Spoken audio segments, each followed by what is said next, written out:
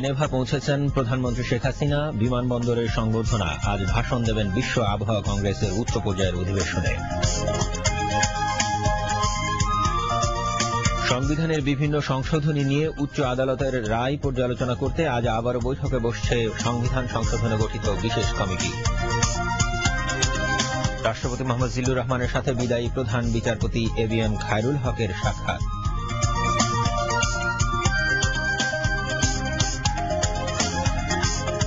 ফিলিস্তিন সীমান্তবর্তী এলাকায় ইসরায়েলি বাহিনীর হামলায় 12 ফিলিস্তিনি নিহত।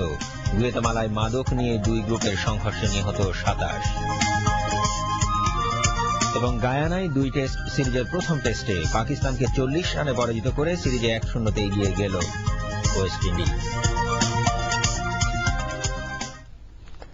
আসসালামু আলাইকুম। বিটিভি ও বিটিভি ওয়ার্ল্ডের সকালে সংবাদে আপনাদের আমন্ত্রণ জানাচ্ছি। আমি হাসানুল করিম। সংবাদ শিরোনাম শুনছিলেন, এবার বিস্তারিত। জেনেভায় অবস্থানরত প্রধানমন্ত্রী শেখ হাসিনা আজ বিশ্ব আবহাওয়া সংস্থার 16তম কংগ্রেসে ভাষণ দেবেন। বিশ্ব আবহাওয়া সংস্থা WMOর বিদায়ী প্রেসিডেন্ট ড আলেকজান্ডার ডেদ্রিস্কোলি এবং মহাসচিব মিশেল জারাউড আজ এই কংগ্রেস উদ্বোধন করবেন। সদস্য দেশ ও ভূখণ্ডের রাষ্ট্র ও সরকার প্রধানগণ এই কংগ্রেসে যোগদান করবেন। WMOর উদ্দেশ্য হচ্ছে আবহাওয়া তত্ত্বের সঙ্গে সংশ্লিষ্ট আবহাওয়া পর্যবেক্ষণ এবং পানি বিজ্ঞান ও ভূতাত্ত্বিক পর্যবেক্ষণের জন্য নেটওয়ার্ক কেন্দ্র প্রতিষ্ঠায় বিশ্বব্যাপী সহযোগিতার ক্ষেত্র তৈরি করা। শেখ হাসিনা আগামীকাল 64তম বিশ্ব স্বাস্থ্য সম্মেলনের মূল প্রবন্ধ উপস্থাপন করবেন। এর আগে প্রধানমন্ত্রী শেখ হাসিনা জেনেভা পৌঁছান। প্রধানমন্ত্রী জেনেভা ইন্টারন্যাশনাল এয়ারপোর্টে পৌঁছলে জাতিসংঘ ও অন্যান্য আন্তর্জাতিক সংস্থায় বাংলাদেশের স্থায়ী প্রতিনিধি এবং রাষ্ট্রদূত ড আব্দুল হান্নান ও তার স্ত্রী তাঁকে অভ্যর্থনা জানান। বিশ্ব স্বাস্থ্য সংস্থার প্রতিনিধি ও পররাষ্ট্র মন্ত্রণালয়ের ঊর্ধ্বতন কর্মকর্তারা এ সময় উপস্থিত ছিলেন। পরে প্রধানমন্ত্রীকে আনুষ্ঠানিক মোটর শোভাযাত্রা সহকারে হোটেল কেম্পেনস্কিতে নিয়ে যাওয়া হয়। সুইজারল্যান্ড সফরকালে তিনি এই হোটেলেই অবস্থান করবেন। সুইজারল্যান্ড সহ ইউরোপের বিভিন্ন দেশ থেকে আসা প্রবাসী বাংলাদেশিরা প্রধানমন্ত্রীকে স্বাগত জানাতে কেম্পেনস্কি হোটেলে উপস্থিত ছিলেন বলে জেনেভা থেকে আমাদের বিশেষ প্রতিনিধি শাখাওয়াত মুন জানান।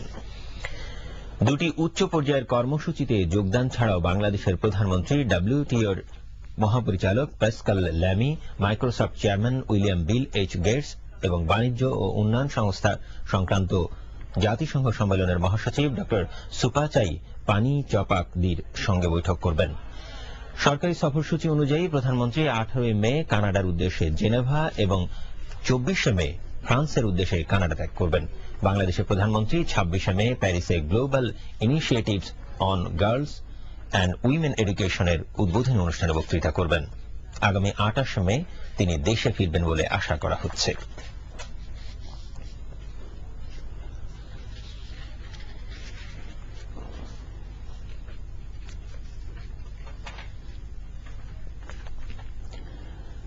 সংবিধানের বিভিন্ন সংশোধনী নিয়ে উচ্চ আদালতের রায় পর্যালোচনা করতে আজ বৈঠকে বসছে সংবিধান সংশোধনে গঠিত সংসদীয় বিশেষ কমিটি। সকাল 11টায় সংসদ ভবনে বিশেষ কমিটির এ সভা অনুষ্ঠিত হবে। সাম্প্রতিককালে যেসব জাজমেন্ট এসেছে সব বিষয় কমিটি পর্যালোচনা করবে বলে জানা গেছে। আগামী অধিবেশনে সংবিধান সংশোধন সংক্রান্ত সুপারিশ সংসদে উত্থাপনের কথা রয়েছে। সংবিধানের 7ম সংশোধনী অবৈধ ঘোষণা করে হাইকোর্টের দেয়া রায় বহাল রেখেছে সুপ্রিম কোর্টের আপিল বিভাগ। 7ম সংশোধনীতে এরশাদের সামরিক শাসনের বৈধতা দেয়া হয়েছিল। হাইকোর্টের রায়ের বিরুদ্ধে দায়ের করা আপিল আংশিক মঞ্জুর করে গতকাল এই রায় দেয় আদালত। প্রধান বিচারপতি এবিএম খায়রুল হকের নেতৃত্বে 6 বিচারপতির পূর্ণাঙ্গ বেঞ্চ আজ এই রায় দেন। তবে ওই সময় জনহিতকর, কল্যাণকর এবং আন্তর্জাতিক যেসব চুক্তি সম্পাদিত হয়েছে সেগুলোকে মার্জনা করা হয়েছে। একই সঙ্গে আপিলকারী সিদ্দিক আহমেদের দণ্ড বাতিল করে জামিন মঞ্জুর করেছেন আদালত। তবে প্রচলিত আইনে তাঁর বিচারের নির্দেশ দিয়েছেন আদালত। রায়ে আদালত বলেছে, সিদ্দিক আহমেদের বিরুদ্ধে দায়ের করা মামলাটির বিচার কার্য প্রচলিত আইনে চট্টগ্রাম দায়রা জজ আদালতে চলতে পারে। অ্যাটর্নি জেনারেল মাহবুবে আলম সাংবাদিকদের বলেন, এই রায়ের পর সামরিক আদালতে সাজাপ্রাপ্তদের জন্য আদালতের দরজা খুলে গেল। তাঁরা এখন আদালতে এসে দণ্ডকে চ্যালেঞ্জ করতে পারেন, তবে মামলা থেকে অব্যাহতি পাবেন না। হাইকোর্টে যে রিট পিটিশনটা দায়ের হয়েছিল এবং হাইকোর্ট 7ম সংশোধনীকে অবৈধ ঘোষণা করেছিলেন, তার বিরুদ্ধে যে আপিল করা হয়েছিল সেই আপিলও আজকে নিষ্পত্তি হলো। পঞ্চম সংশোধনী রায়ে যেরকম ভাবে আমাদের সর্বোচ্চ আদালত অবৈধ ঘোষণা করেছেন, মার্শাল লকে অবৈধ ঘোষণা করেছেন, অসাংবিধানিক প্রক্রিয়ায় ক্ষমতা দখলকে অন্যায় বলেছেন, ঠিক একই ধারাবাহিকতায় সপ্তম সংশোধনী রায়েও আপিল বিভাগ একই রকম বক্তব্য দিয়েছেন।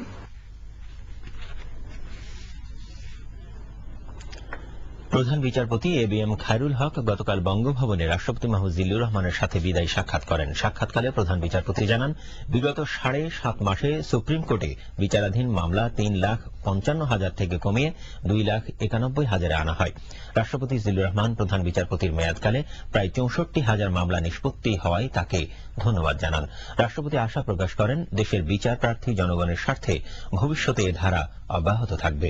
রাষ্ট্রপতির সচিবগণ এ সময় উপস্থিত ছিলেন।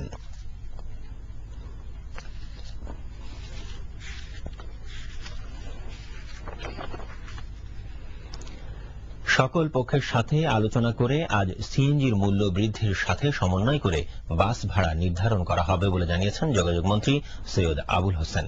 তিনি সরকারি সিদ্ধান্তের আগেই বাস ভাড়া বৃদ্ধিকে অযৌক্তিক বলে উল্লেখ করেন।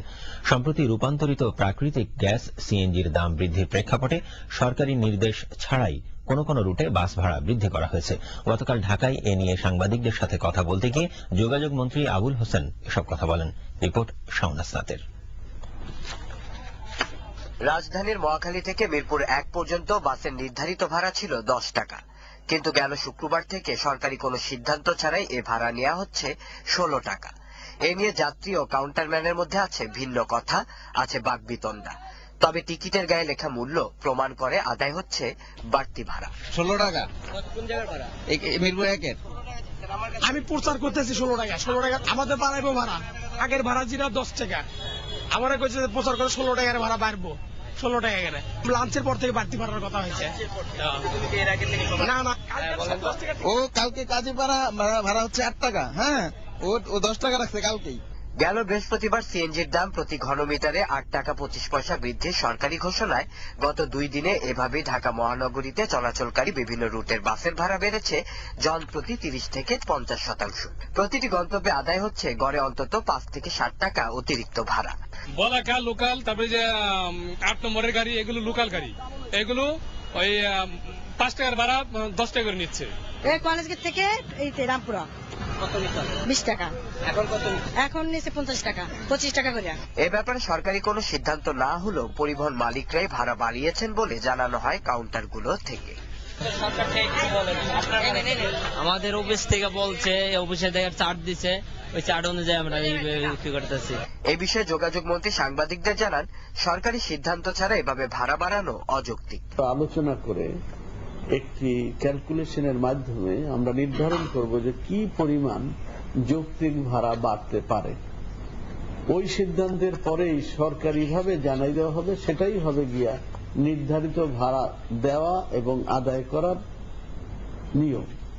এর আগে যদি কেউ কিছু করে থাকে সেটা যথাযথ হয়নি এবং সেটা তারা পারে না, করাও উচিত না। আগামীকাল সচিবালয়ে সকল পক্ষের সাথে আলোচনা করে একটি যৌক্তিক ভাড়া নির্ধারণ করে দেয়া হবে বলে জানান তিনি। শাওন হাসনাত, বাংলাদেশ টেলিভিশন, ঢাকা। এবারে আন্তর্জাতিক প্রসঙ্গ। গুয়েতেমালার কর্মকর্তারা বলেছেন, মেক্সিকোর সঙ্গে সীমান্তের কাছে মাদক নিয়ে সংঘর্ষে অন্তত 27 জন নিহত হয়েছে। পুলিশ প্রধান বলেছেন, এই অঞ্চলের মাদক দ্রব্যের কেনাবেচা নিয়ে বিবাদমান দুই পক্ষের মধ্যে লড়াইয়ে তারা নিহত হয়েছে।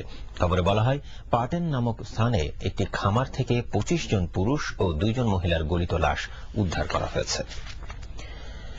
ফিলিস্তিন, সিরিয়া এবং লেবানন সীমান্তবর্তী এলাকায় বিক্ষোভকারীদের উপর ইসরায়েলি বাহিনীর গুলিতে 12 জন নিহত হয়েছে, আহত হয়েছে আরও অনেকে।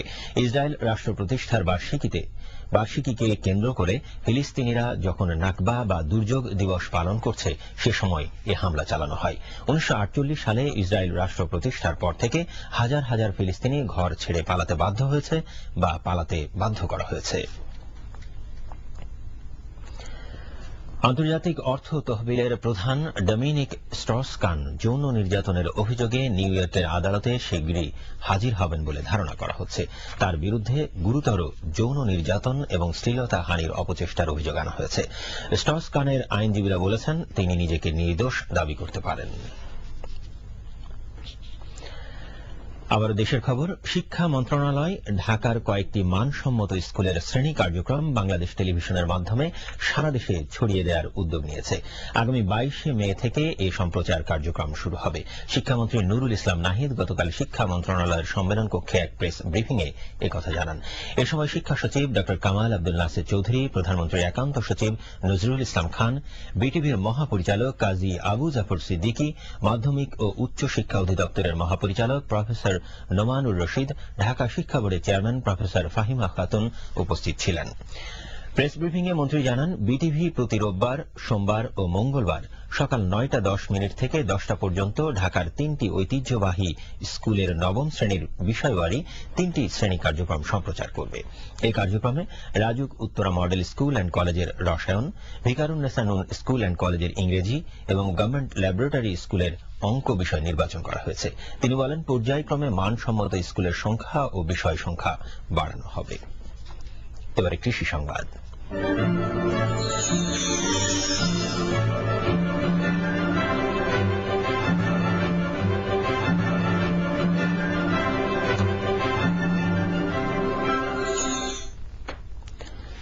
বাংলাদেশ ধান গবেষণা ইনস্টিটিউট উদ্ভাবিত ব্রি হাইব্রিড ধান 2 এর পরীক্ষামূলক আবাদ থেকে এ মৌসুমে ব্যাপক সফলতা পাওয়া গেছে। প্রতি বিঘা জমিতে প্রায় 30 মণ করে ধান উৎপাদিত হয়েছে। কৃষি তথ্য সার্ভিসের সহায়তায় বিস্তারিত জানাচ্ছেন শাহাদাত হোসেন ইসলাম। ব্রি উদ্ভাবিত হাইব্রিড ধানের জাতগুলোকে সারা দেশে ছড়িয়ে দেওয়ার লক্ষ্যে কৃষি সম্প্রসারণ অধিদপ্তরের সহায়তায় ব্রি হাইব্রিড রাইস প্রকল্পের অর্থায়নে দেশের বিভিন্ন জেলায় 200টি প্রদর্শনী প্লট স্থাপন করা হয়েছে। এরই অংশ হিসেবে সম্প্রতি মানিকগঞ্জের ধামরাইয়ে একটি প্লটে ব্রি হাইব্রিড ধান 2 এর ফসল কেটে বিঘা প্রতি 30 মণ ধান পাওয়া গেছে। এই জাতটি সারা দেশে ছড়িয়ে দিতে পারলে একদিকে যেমন কৃষক লাভবান হবেন, অন্যদিকে দেশে খাদ্য উৎপাদন বৃদ্ধি পাবে বলে আশা করছেন সংশ্লিষ্টরা। হাইব্রিড ধান চাষ করেছে, বিঘায় 28 মণ ধান পেয়েছে, এটা মোটামুটি ভালোই। হাইব্রিড ধানের বীজকে সহজলভ্য করার জন্য ইতোমধ্যে বিএডিসি এবং বীজ কোম্পানির মাধ্যমে বীজ উৎপাদন ও বাজারজাত করার কর্মসূচি হাতে নেওয়া হয়েছে। আমরা আশা করতেছি এখানে কৃষক বেশ ভালো ফলন পাবেন এবং এর মাধ্যমে সম্প্রসারণের মাধ্যমে আমাদের হাইব্রিড ভ্যারাইটিগুলো দেশে ছড়িয়ে পড়বে, যার মাধ্যমে কৃষকদের ফলন বাড়বে এবং সামগ্রিকভাবে দেশে ধান উৎপাদন বৃদ্ধি পাবে। একটি বিষয় অত্যন্ত গুরুত্বপূর্ণ ও উল্লেখযোগ্য যে বিদেশি হাইব্রিড যেখানে বিভিন্ন রোগে আক্রান্ত হয়ে ধান উৎপাদনকে ব্যাহত করছে, সেখানে ব্রি হাইব্রিড ধান 2 এর জমিতে কোনো প্রকার রোগের আক্রমণ লক্ষ্য করা যায়নি। অতএব দেশে উদ্ভাবিত হাইব্রিড ধানের জাত আবাদ করেই কৃষক লাভবান হতে পারবেন বলে মনে করছেন সংশ্লিষ্টরা। শাহাদাত হোসেন নিজাম, বাংলাদেশ টেলিভিশন। খেলাধুলার সংবাদ।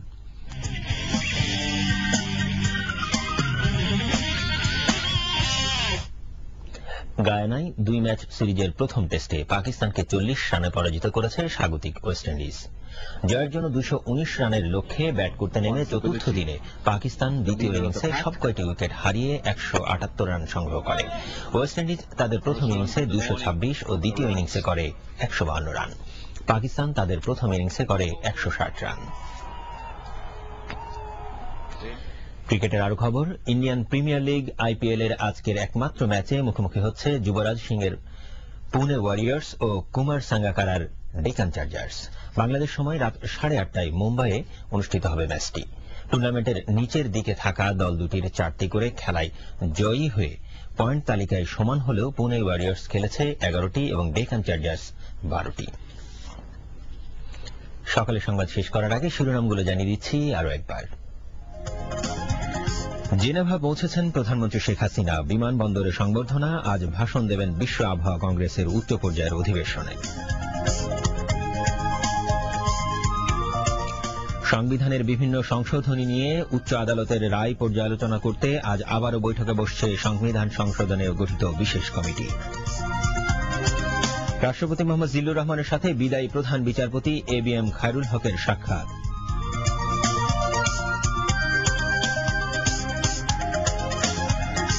ফিলিস্তিন সীমান্তবর্তী এলাকায় ইসরায়েলি বাহিনীর হামলায় 12 ফিলিস্তিনি নিহত। গুয়েতামালায় মাদক নিয়ে 2 গ্রুপের সংঘর্ষে নিহত 27। এবং গায়ানায় 2 টেস্ট সিরিজের প্রথম টেস্টে পাকিস্তানকে 40 রানে পরাজিত করে সিরিজে 1-0 এগিয়ে গেল ওয়েস্ট ইন্ডিজ।